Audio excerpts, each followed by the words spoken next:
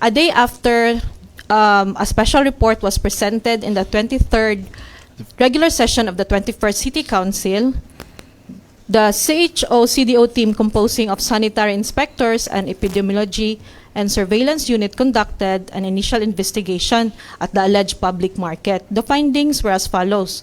Only one alleged mortality was allegedly linked to leptospirosis. And our preliminary and confirmed reports show that the alleged cause of death is not leptospirosis. So, since all reports, we take it as a serious case sa CHO, the following were made. The City Health Epidemiology and Surveillance Unit has initiated data gathering and epidemiologic investigation in all CDO hospitals to check of any recent leptospirosis mortality and morbidity.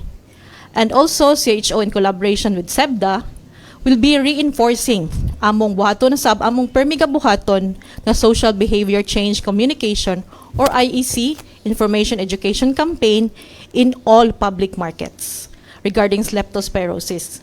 And also, CHO will coordinate with all CDO barangays to reinforce the IEC campaign regarding leptospirosis. And also, ang among epidemiology and surveillance unit and SI sanitary inspectors will continue monitoring the pertinent areas concerned. And lastly, among giauhag katong nag-report nga mas maayo matagan mi sa names adtong reported cases para ma-verify gid namo. So, mao na siya, Sir Jun.